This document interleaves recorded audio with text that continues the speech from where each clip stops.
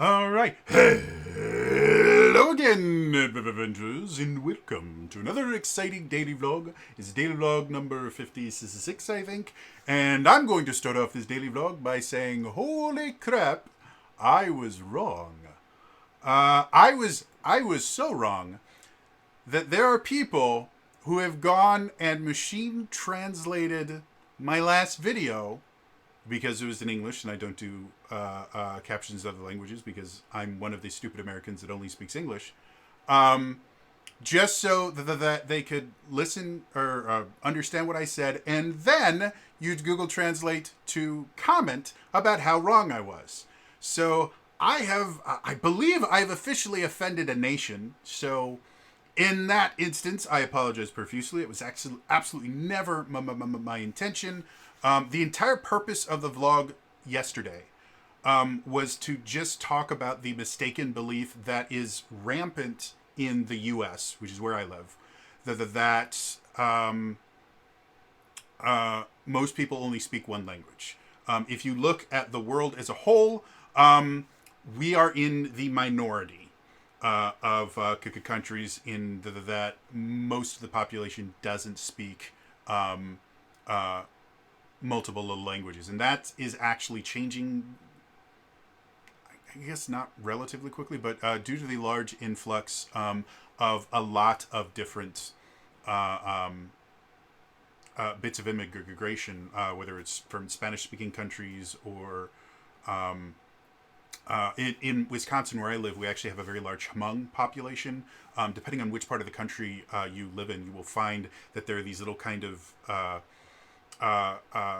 concentrations of people from specific countries. Like in Wisconsin, Wisconsin was settled, at least by Europeans. We were settled mostly by German settlers. So German is an extremely common second language here.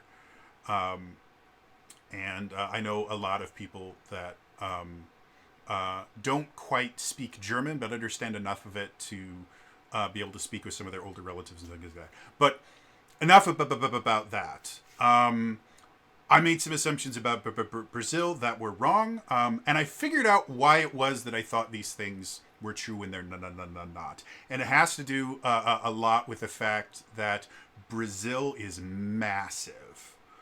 As far as so, fun fact for those of you who don't know, the reason that I thought Portuguese was significantly more popular, a spoken or a more common spoken language in South America, is because statistically it is the number one language spoken in South America. About 51% of the population of the entirety of South America speaks Portuguese. The reason that that's true is because 49% of the population of South America lives in Brazil. According to the most recent,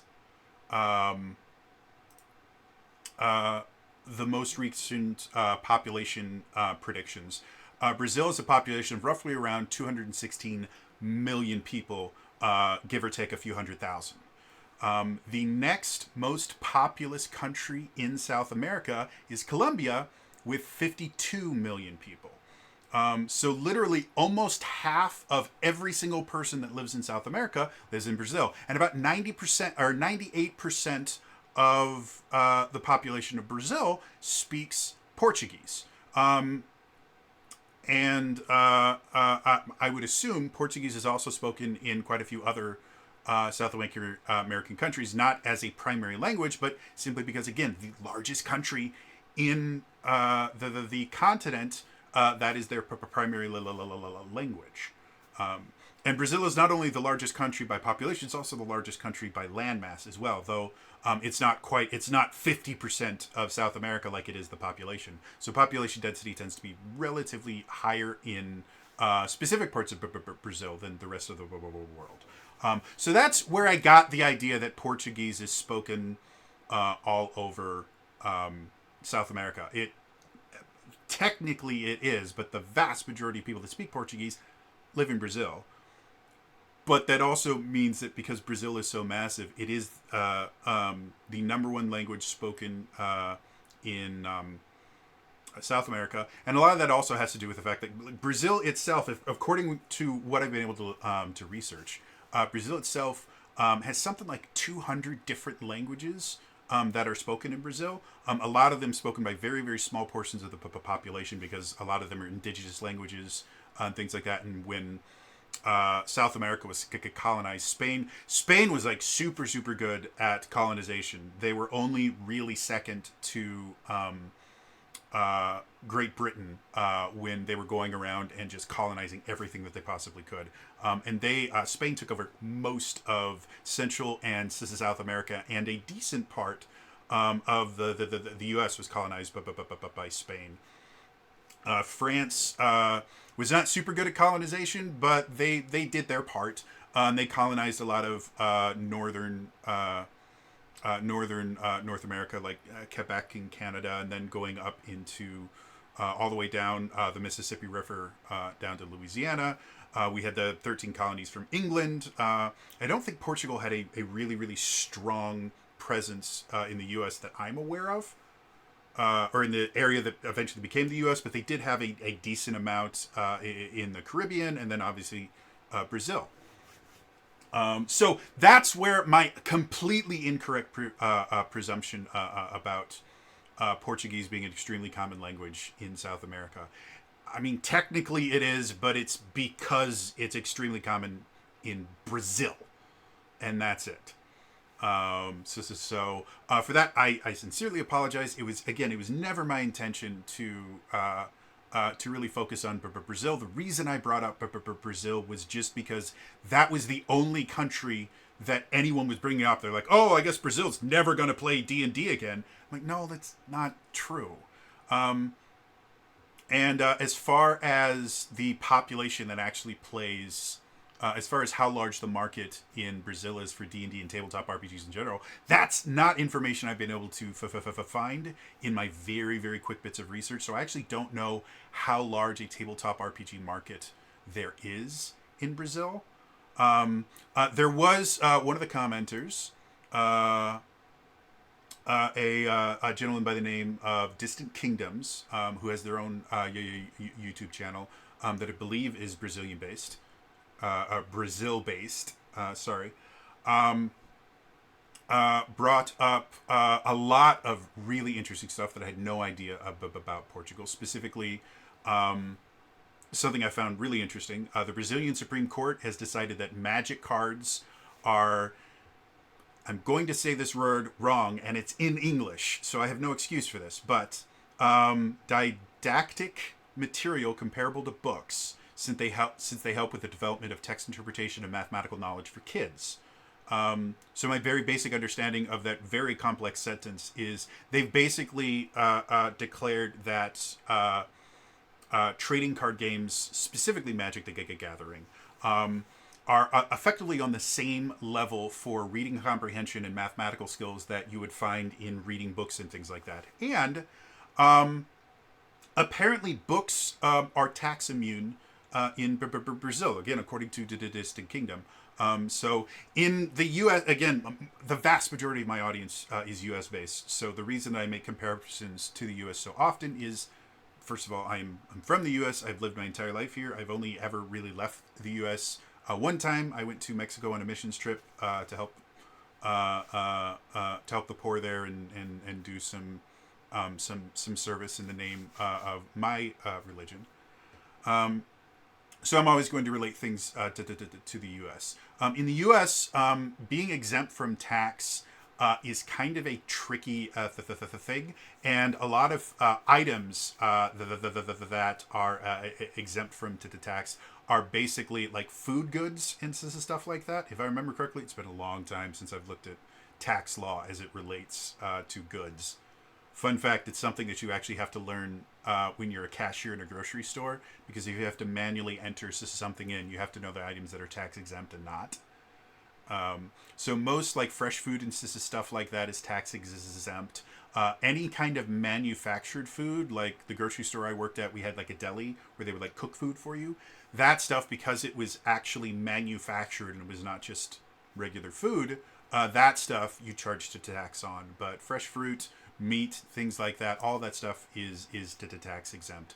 But as far as particular items that you don't pay a sales tax on, there's not a ton of them outside of necessities. Necessities are really the only things that are tax exempt by an item basis. There are other ways to get tax exempt status, whether through corporations and nonprofits and stuff like that. But as far as just items that are you're never allowed to charge the tax on, my very basic understanding, again, from working in a grocery store, is it's mostly kind of necessity style the things, food, etc.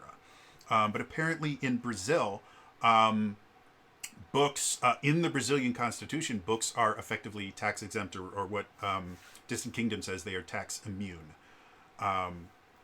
So I find that absolutely fascinating. And that also means that magic cards are to the tax immune, which, again, from a business perspective, which that is my expertise. I have a degree in business. I have a degree in marketing management specifically. So I'm always going to look at a business aspect. And so the idea that you can sell something that's effectively to tax exempt is kind of a weird thing in American business. Again, it's such a rare thing outside of like food produce and stuff that most businesses that's not something that a business is going to consider when they're thinking about pricing strategies or anything. Which, by the way, pricing strategies are an entirely marketing decision. They have nothing to do with how much it costs to make the item. It's entirely decided by the marketing team, and it's based entirely on the market that they're trying to penetrate and exactly how they want people to view the product. So yeah, that I find absolutely fascinating. And another thing that I think it was Distant Kingdom brought up. It might have been someone else. I'm looking through the comments right now. Tormenta 20. Tormenta 20 is the most popular RPG in Brazil. And so I actually went to look up a little bit of information about Tormenta 20. Tormenta 20, as far as I can tell, seems like, I think it's the third iteration of an RPG system called Tormenta. I'm going to see if I can't, because I had it up because I had a little history of it. Yeah. So it was created in 1999. So during, if we're talking about kind of the eras of D&D, because D&D is still the grandfather of RPGs, no matter where you are. Tormenta was first created in 1999, and it was, I believe, it was first released as basically kind of like a campaign setting style thing, and it actually had rules that you could use for it in either AD&D or GURPS, the generic universal role-playing system that I've talked about over and over and over again. Is an overcomplicated mess of rules. And eventually, once the OGL came out for D&D the 3rd edition, they made a version of Tormenta, which is what's called a D20 game, and that's basically a blanket term for every system that uses the basic kind of D20 rules from the 3rd edition 3.5. So Pathfinder would be considered a D20 game, etc. And apparently, it started getting really, really popular, and then. So there we go. So yeah, in 2001, Tormenta 3rd edition was launched, followed by Tormenta D20 in 2003. So this apparently, it's the 4th version. And again, they've all effectively used, since Tormenta 3rd edition, they have been using a version of the OGL to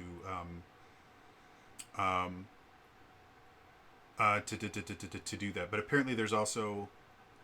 an adaptation of Tormenta was also released for the latest revision of 3D&T called 3D&T Turbine. I have no idea what 3D&T is, but I'm assuming it's another RPG system.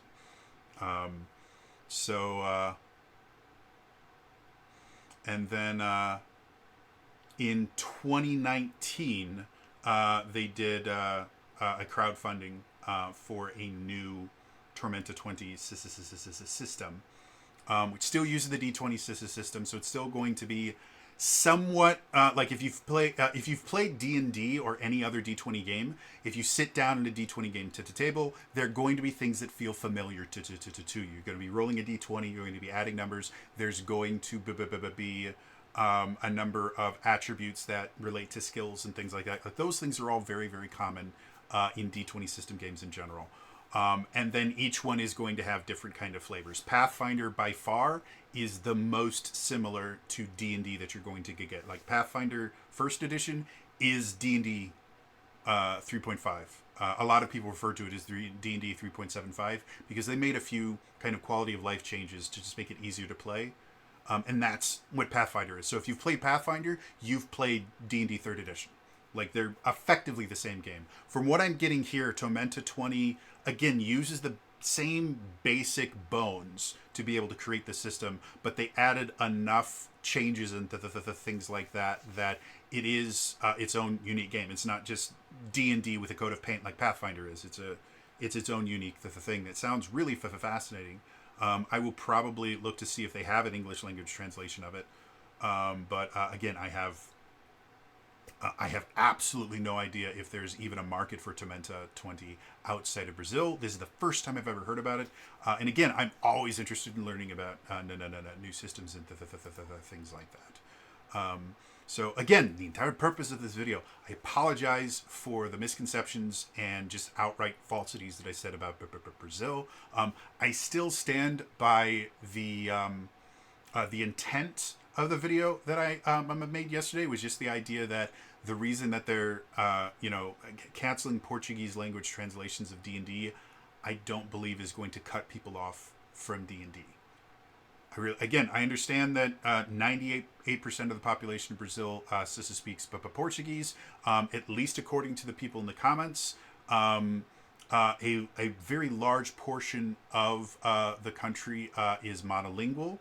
Which again is becoming an exceedingly rare thing around the world. Even the U.S. is becoming bilingual a lot more in a lot of different places, with Spanish being the second most popular language that's spoken in the U.S. It's spoken by a pretty decent portion of the population now. It's still a minority, but it's getting bigger and bigger and bigger.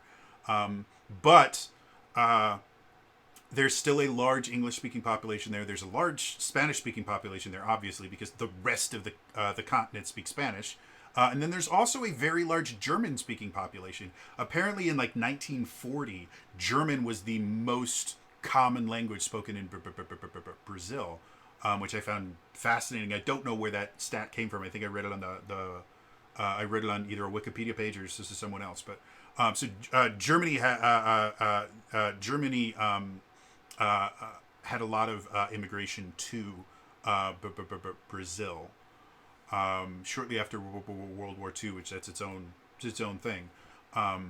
But yeah, I still stand by the idea that I really don't think that no longer publishing Portuguese language books is going to somehow prevent people from playing D&D. And again, my understanding of why they stopped publishing is people just weren't buying it. Again, Brazil, largest country in South America, largest population in South America. Still, when you could compare it to the other markets where D&D is big, again, what was it, 260 some odd thousand or 260 some odd million people live in Brazil? Let me look. Again, there we go. Yeah, 216 million people. The U.S. is 330, getting up to 340 million. And it's a significantly larger market as far as percentage of people that actually play the game because, again, we're here and it's made here. The European market is absolutely massive. Again, the Japanese market is really, really large. It's getting bigger in a lot of other countries. And again, aside from Brazil, Portuguese just really isn't spoken in a lot of different countries. The countries there is spoken are really massive. I actually looked it up.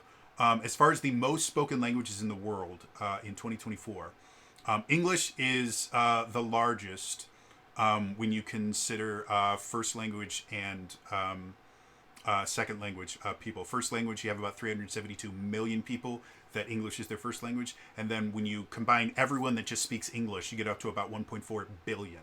Or about like an eighth of the population, a little over the eighth of the population of the world speaks English.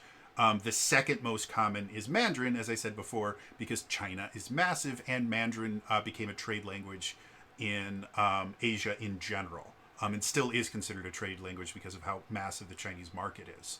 And then once you get past that, you get Hindi at 602 million speakers, Spanish being the most popular Romance language at 548 million speakers, French at 280 million speakers, Modern Standard Arabic, which is apparently a constructed language, which is basically nobody actually speaks Modern Standard Arabic as a primary language, but it's basically a constructed language for trade and other things like that. There's about 274 million people that speak Modern Standard Arabic. Bengali has about 272 million speakers. Russian has about 258 million speakers. And then Portuguese is the ninth most spoken language in the world. There's about 257 million speakers of Portuguese. And again, about 200 million of those are in Brazil. So for the rest of the world that speaks Portuguese, we're only looking at about 50 million people separated into, I think there's, what is it? It says here, there are 9 countries that Portuguese is the primary language. And again, the vast majority of Portuguese speakers all live in Brazil, because again, it's a very, very large country. Yeah, like I said, I still don't believe that Wizards of the Coast is getting greedy, or Hasbro is getting greedy, and that's why they're closing. People just weren't buying Portuguese language books. It's how it works. And again, just even based on what happened with my video, 11 people watched my video. I had 11 views on that video, and I had 9 comments already from just 11 views. And again, 2 of the people don't speak English, and yet they still found a way to watch my video and then also comment in English, which I sincerely appreciate, because again, I only speak English. I've tried learning quite a few other languages, and after the Benzos and everything, my brain just doesn't like remembering things anymore, which frustrates me beyond end. But yeah, I sincerely doubt that this is going to hurt. I sincerely doubt this is going to hurt D&D sales even in Brazil by a massive amount. I do think what's his name? Distant Kingdoms said about there's a good chance that D&D might be taken down from the second place spot as far as tabletop RPGs that are played in Brazil, and might get moved down to 3rd, 4th, or 5th. I don't think it's just going to disappear or anything, simply because it's no longer being officially published in Brazil, and that's not to say that it's never going to be published there again. According to Distant Kingdoms,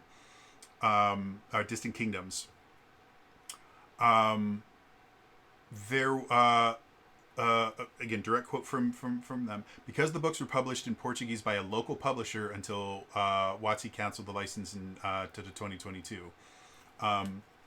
So there was back in 2022, there was some hullabaloo about Wizards of the Coast not renewing a bunch of publishing licenses that they had, and it was actually really big news for the friendly local game game shop scene in the U.S., because it used to be that they could get all of their D&D books from I can't remember, was it Penguin House, one of the major publishers in the U.S., and now they're going to have to go directly through Wizards of the Coast or through some subsidiary of them to get it, and that massively changes how profitable it is for them to get it, because when you're buying from a single publishing house, you can effectively kind of bundle all of your purchases of different books into one large order, and because you're doing it as one large order, you generally can get better prices. When you have to buy from individual companies to buy them, you buy in significantly less volume,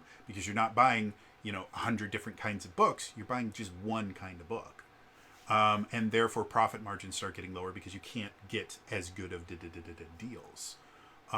So I would assume that the local publisher contract cancellation or non-renewal, I'm not sure which it was, because most people will refer to those interchangeably and they're not. I would assume that happened right around the same time. And to be blunt, we really haven't seen what the impact of that is going to be, because it only happened like a year or so ago, and or a little over a year ago. Now it's getting closer to 2.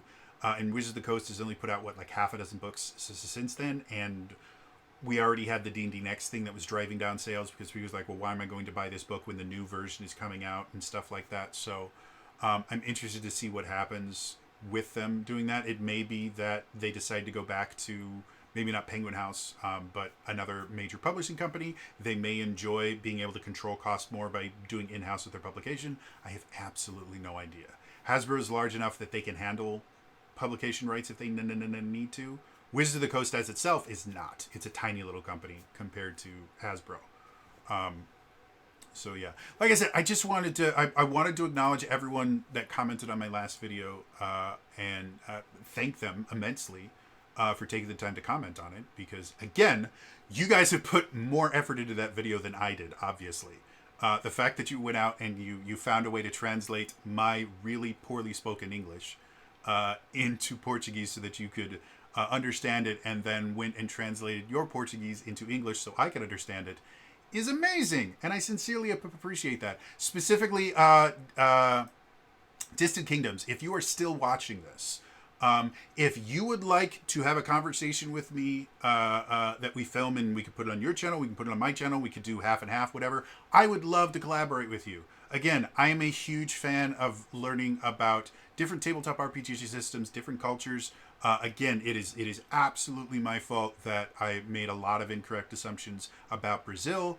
I apologize for that profusely, and I would love to have an actual conversation with you over the internet, because I can't go to Brazil. I can't go to my backyard, much less Brazil.